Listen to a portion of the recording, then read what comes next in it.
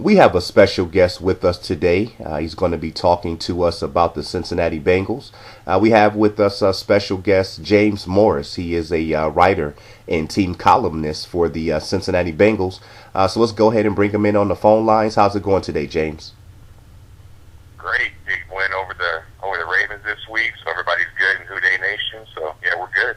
Yeah, I would say so, and it was a close one. I actually thought that Baltimore would win that game. I know that the Bengals had a big win in Baltimore in Week 1, where A.J. Green hauled in that 77-yard TD pass to get the win. And so, coming into that ball game, you had teams going in two different directions. Ravens came in 5-2, very confident. Bengals came in a bit reeling, but pulled out a gutsy victory at home to get that a win. So tell me, James, what did you see take place on the football field and the main reasons that the Bengals were able to win a very close game against, at this point, a very heated rivalry with the Ravens?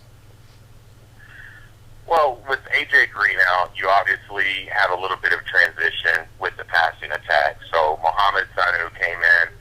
He's really stepped his game up. He's played, I don't want to use the word admirably because he's an NFL player, so it's not like he's not any good, but he was never expected to be a number one receiver. He stepped into that role and fulfilled it very well. But the main reason I think the Bengals won this week is because the defensive line got a good push.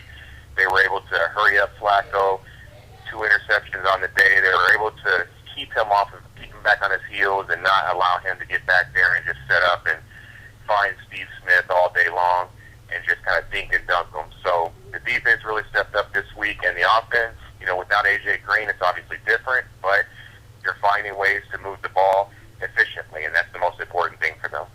Yeah, definitely. And like you said, Mohamed Sanu has stepped up big time. I think it's going to be something in the long run that's going to help the Bengals out. Like you said, coming into this year, it was A.J. Green. Marvin Jones had 10 receiving touchdowns last year. So Mohamed Sanu was number 3 on the depth chart. But he stepped up this year. He's been when A.J. Green has been in the lineup, he's been a great compliment at number 2. And the last couple weeks having to take over that number 1 role, I think that him and quarterback Andy Dalton's chemistry is developing. So I think it'll be something that we'll see Sanu continue to be very productive moving forward in the season. And while we're talking about that, let's talk about the offense. We got a new look offense this year. Hugh Jackson is now the offensive coordinator. He's doing a lot more running. In the past couple years, Jay Gruden was the offensive coordinator. He's now in Washington. It was more of a pass-heavy attack. And so, with this new look offense, with Hugh Jackson there and a lot more running going on, is it a situation that was hard for the Bengals to adapt? And do you think that Giovanni Bernard is going to be durable enough to handle, those 25 to 30 touches that he's getting a ball game right now? I think with Hugh Jackson taking over, it's the perfect fit for the Bengals. Andy Dalton, he was, if you really look at him, he was a top 12 to 15 quarterback statistically in the NFL, but it was those interceptions that always knocked him down in the media's eyes. And the reason for that is because, like you said, Jay Gruden's passing attack, he was kind of forcing him to thread the needle a lot of the times. And that's hard for any quarterback to do consistently with the amount of film that we have in the NFL now and the amount of time that people look over things and adjust in the game. You can't keep throwing every single play and think it's going to work. So with Hugh Jackson taking over as the offensive coordinator, you have Giovanni Bernard, you have Jeremy Hill, you have that thunder and lightning there. So it works perfectly. Can Giovanni Bernard handle, the 25 touches per game over the course of the season? That's hard for any running back to do without being hurt. So he had a little hip injury this week. He's fine. You're going to see him out there in Week 9. I don't think he's going to miss any time. But I think as the season goes on, you're going to see them mix in Jeremy Hill just a little bit more, just to give him a little bit more of a rest and to keep him fresh for when they do make the playoffs. Yeah, I have to totally agree with you there on both points. I think that it will be in Cincinnati's best interest to mix Hill in as much as possible, and then like you said, I certainly think that would help Andy Dalton's growth with any quarterback. Having a good running game is something that, like you said, I think it allows you to manage the clock a little bit more, and definitely with the weapons that Dalton has on the outside, if you can get the running game going, makes play action that much more effective. Now, the offense has definitely taken some big hits this year. I know that everybody's main focus has been on A.J. Green out of the lineup, and rightfully so, him being one of the top five wide receivers in the NFL. But they've also been without Marvin Jones. We mentioned him a little bit earlier, a guy who, man, I know myself, I had big expectations for this year. Really came on strong, had the 10 TD receptions last year. But they're also without Tyler Eifert. I know that, in my personal opinion, Jermaine Gresham just did not pan out. I know coming out of Oklahoma, I thought this is a guy who by now would be one of the top tight ends in the NFL. So, they went out and got Eifert a couple years ago. Had a great rookie year, showed a lot of promise, allowed them to run some double tight end sets. And so, talk about how the offense has been adjusting so far, having to play without three major components in the passing game.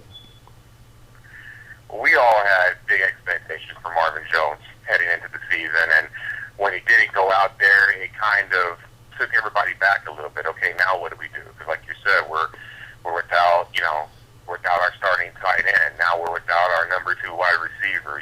Where do we go from here? But the offense, Hugh Jackson has done an amazing job just kind of tailoring the offense to fit what we have, not what we wish we had. Because the NFL is a game of injuries. Every single week you see teams throughout the league losing somebody. Tony Romo last night goes out, Brandon Wheaton comes in, and that's what everybody wants in the NFL, is somebody that you can just interchange. Sanu coming in, he's been great, and A.J. Green wants to play this week. Word is that he is going to come back and play in week 9, so that'll be a big help.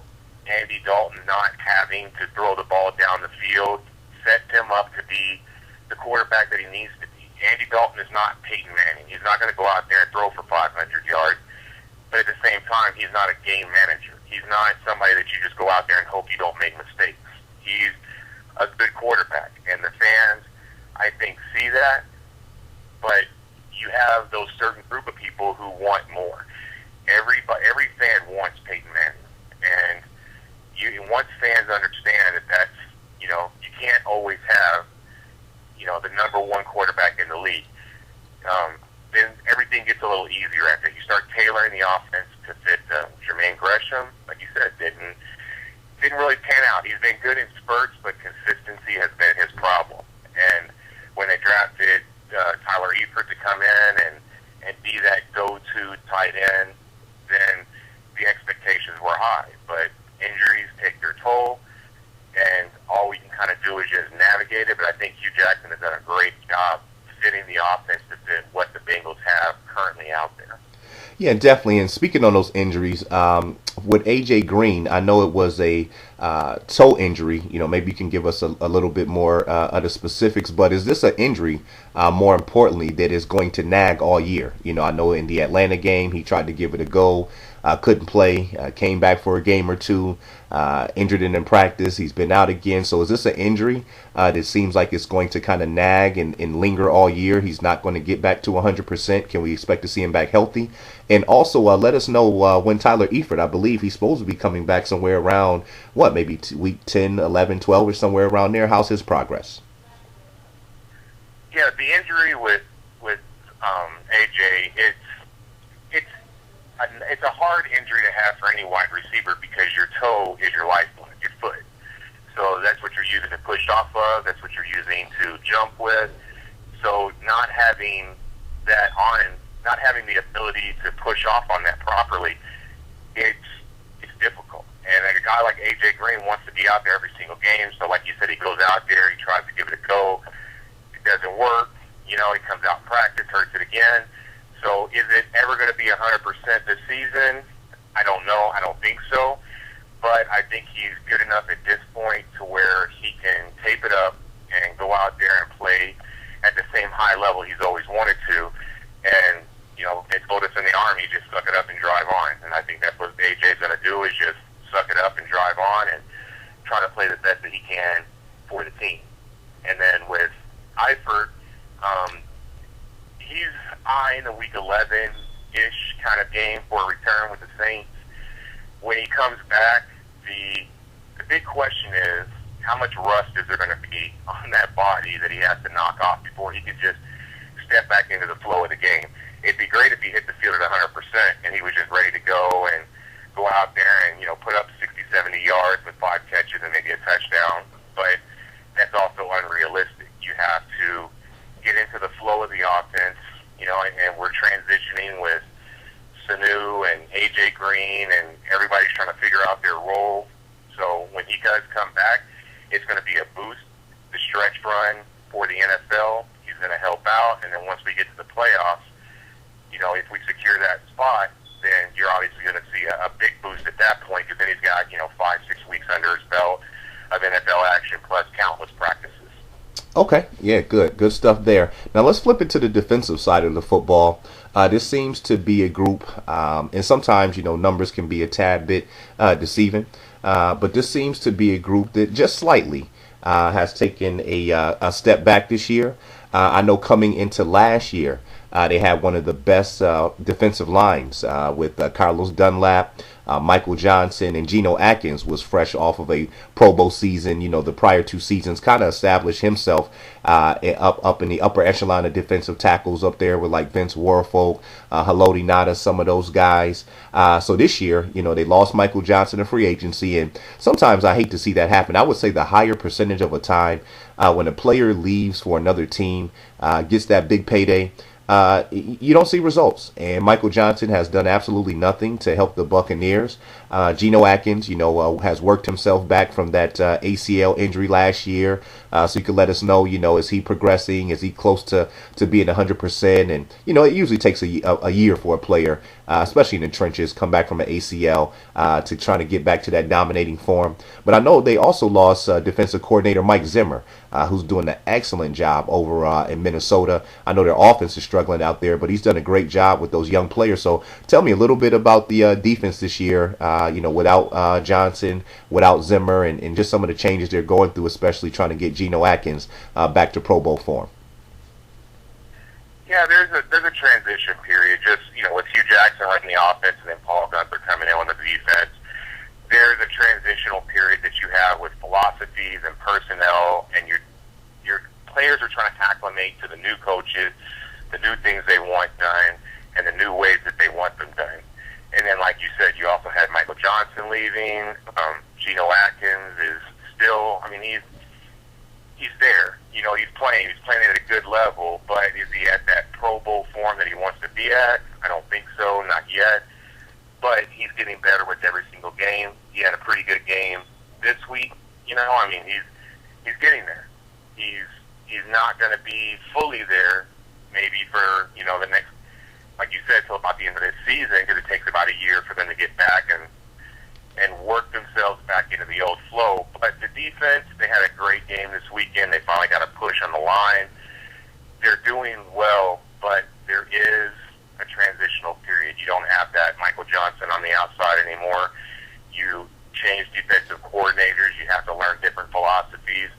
So I think you're going to see a better second half from them than you saw in the first half, and the defense will start to gel a little bit more as we progress along.